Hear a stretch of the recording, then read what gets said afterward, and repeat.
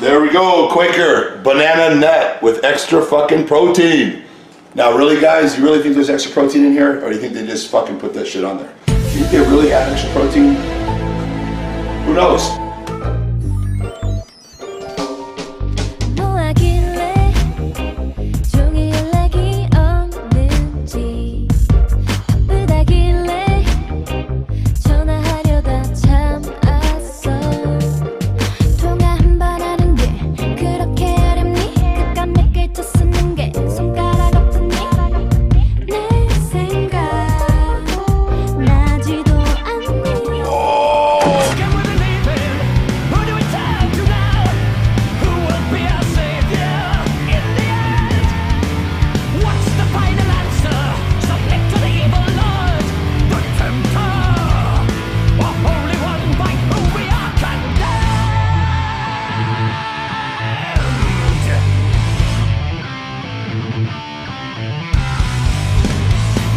Alright, what's up, nerds? It's RFI 72, which also isn't a meme number. Maybe a Black Sabbath album came out that year. I don't know what the hell I'm gonna do when we get up to like the 200s. That shit ain't memeable at all. Fuck. So, quick news update. Last week we talked about the Batushka debacle. Since then, the good Batushka put out an album called Panahida, or incomprehensible Slavic gibberish, but it's good. Go and check it out and support that guy in this internecine black metal war fomented by Brian Slagle. This week, however, we are going to be talking about a band featuring a man you might be familiar with, that of course being Henke Force, who is famous for his work with the grindcore band Retaliation, as well as his work with members of Thy Primordial in the very dark and dismal fascist black metal band Night in Division 178, or 187, whichever one it is, I'm sorry. I'm so sorry. So very raw stuff in the vein of Zyklon B, if you remember them, that Emperor side project. I actually like Night in Division 187 a little bit better than them, and I know that's heretical to say, whatever. But the riffs are a bit melodic, and in that you can tell that this is in fact a Swedish band made up of members of Thy Primordial and Henke Force, of course. He also did some very important guest vocals on an EP that came out in like 1994, 1995. Perhaps you've heard it. Here you can hear his uniquely hateful take a little bit better than you could on the Night in Division 187 album. He's probably my favorite black metal vocalist from Sweden, and one of my favorite vocalists of all time after Oldkran of Dodheimsgard. So yeah, that was an early In Flames EP. I swear to God, there used to be good.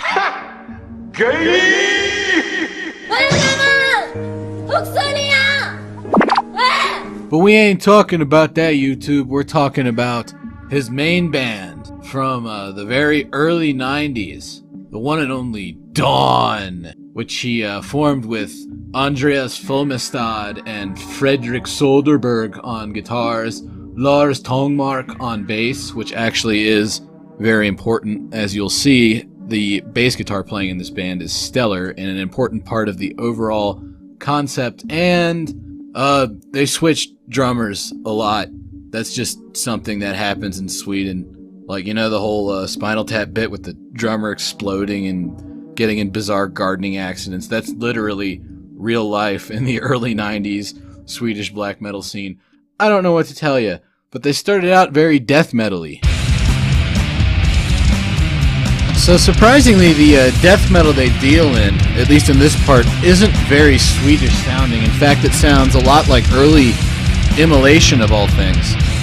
Now, how did this turn into melodic black metal? In fact, one of the first melodic black metal bands. Well, we are about to find out once they get out of this Immolation part. Now it sounds like a Finnish band or even Bolt Thrower. So, a lot of the interesting stuff about melodic black metal is how a lot of bands came to it independently, instead of everybody just being like, oh, At the Gates does that. Remember, Dawn is active concurrently with At the Gates, not afterwards. They're not followers. They are leaders, trailblazers of the scene. They existed at the same time as Dissection, even. And they came to their more melodic take on extreme heavy metal by way of Bolt Thrower and a little bit of Entombed in there, and then also taking off the more orchestral sounding parts of early Immolation, and you ended up with something that sounded like this.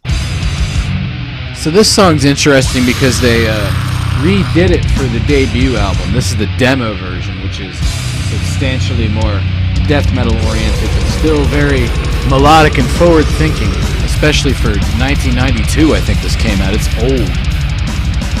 We're gonna go forward a couple years now.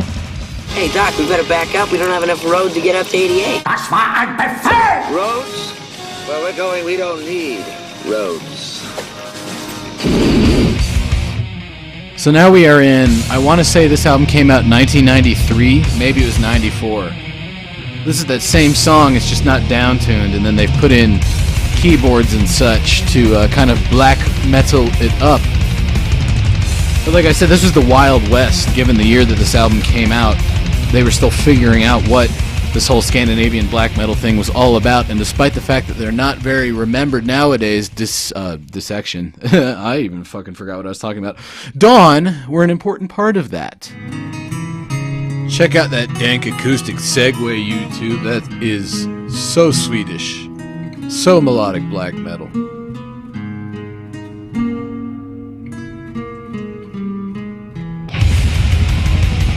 And now you can hear why I said the bass was important. It's doing little counter melodies against the guitars. We get very hateful melodies.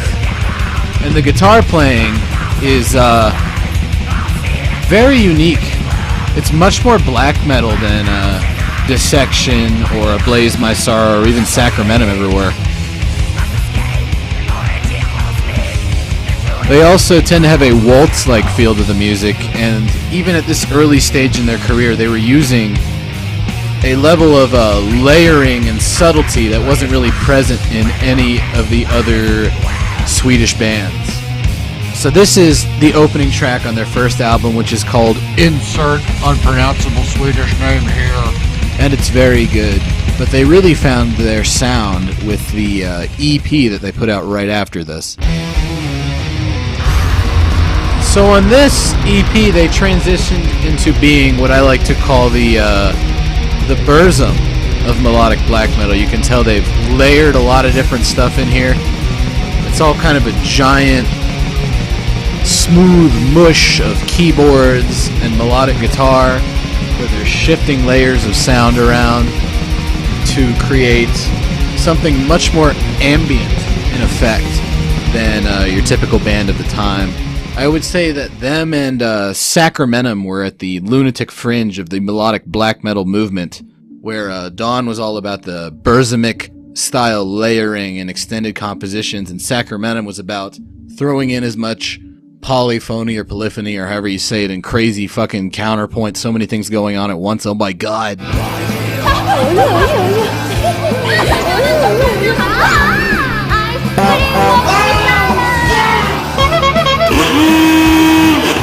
I'm from Korea. But yeah, Dawn didn't go crazy like that. Instead, on their, unfortunately, to this day, final album, although they've been threatening a new album for fucking years, and it's really starting to piss me off a little bit. I wish it would just come out already.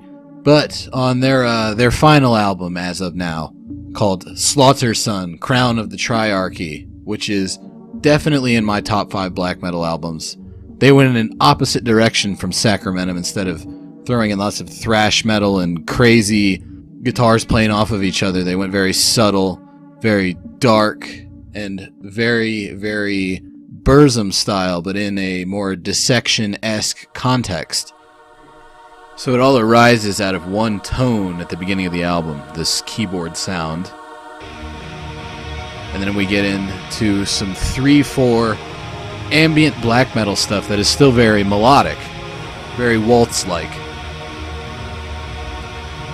appropriate for a concept album about the end of the world at the hands of nuclear fire.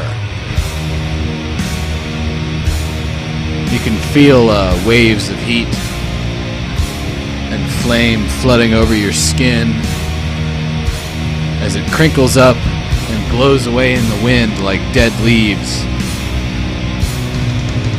Sorry, trying to be poetic there. I won't do that again. And holy shit, the drummer they had on this album is fucking dope. Really good stuff. Impressive endurance from this guy, because as they are now a much more Burzimic entity, that means the songs are like 10 minutes long, but they don't use the simple Kraftwerk-influenced Burzum ambient drum beats. Instead, he's doing the classic Swedish black metal double bass blasts for 10 minutes. This dude's got to have like Chun-Li quads. Possibly my favorite song on the album is the second song, Falkula, which utilizes a lot of interesting compositional techniques. So this is the intro riff that also serves as the main linking riff to string together the various sections of the song. And you can tell they're going a little bit back into the death metal style they had originally, with very complex riffs that kind of bend and twist around each other and utilize a lot of different guitar techniques. So from that jumping off point, we get into some very dark riffs. Really good drumming and bass playing again, as always. I want to say this was an Abyss Studios album, and the earlier material was Studio Fredman, but it all sounds very good. There's that very dark riff. It sounds almost like something you'd hear on that first Dark Funeral album back when they were a respectable band and Dave Parlin from Necrophobic was still around. There it is again, very dark and spooky type stuff. Changing Emotions, they also append a bit of sorrowful melody to that main riff. So the melodies here are very elongated, and they utilize those layers I was talking about. So while it's still melodic black metal, it's done so in a very non-Dissection-esque way.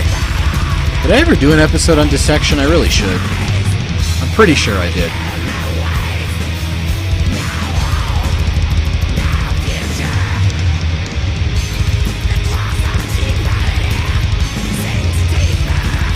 Man, those vocals are hateful. Good job, Mr. Force.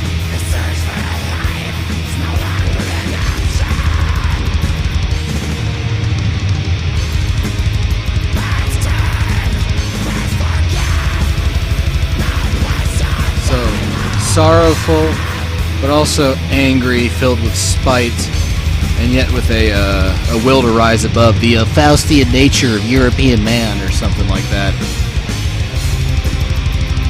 Very warlike. I remember reading a review of Night in Division 187's album where he said this album is the soundtrack to a World War I style system of trenches and gas that just never stopped. So if you just went from 1914 till today, if that conflict was still going on, that's what Night in Division 187 sounds like. I think that also holds true for Dawn. But Dawn can be downright uplifting at times as well. So here's another warlike riff, and then watch how they end up resolving this particular musical phrase in a bit. Like I said, long melodies, guys. Ambient black metal composition. Here we go. Look at that. It's almost like a power metal riff or something, but much more medieval in its grandiosity. And certainly a bit darker than what you'd hear from even a band like In Flames or Dark Tranquillity at the time.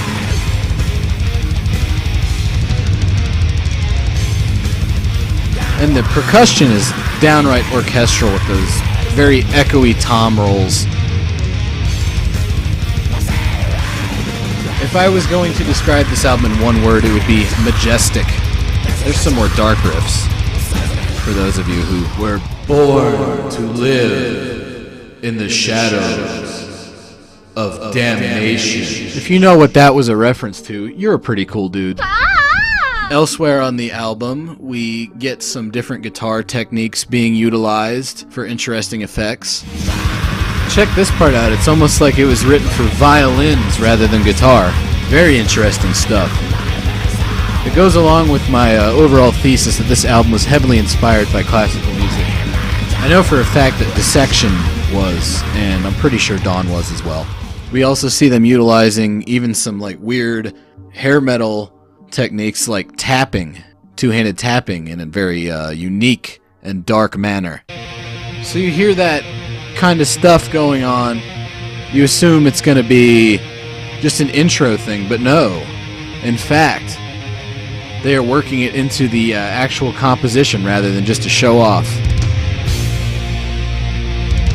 There's some more of that bass and guitar layering in addition to the very orchestral drums.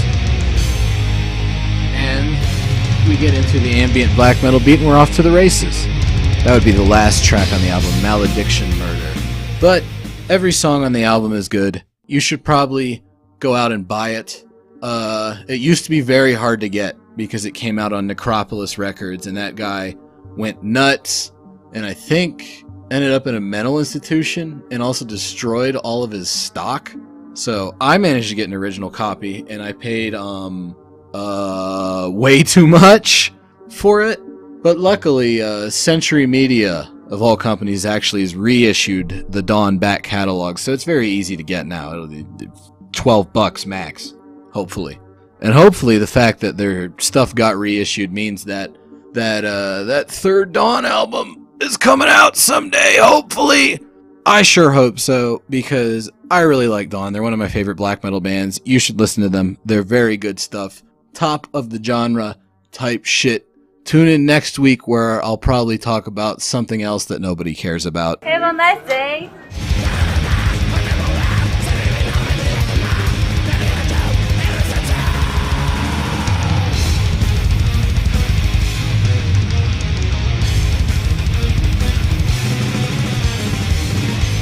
Riding around the block with a Glock, yo ass finna get shot.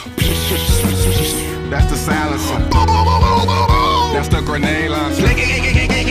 I'm finna kill you. I'm finna drill you. And now you bleeding. I was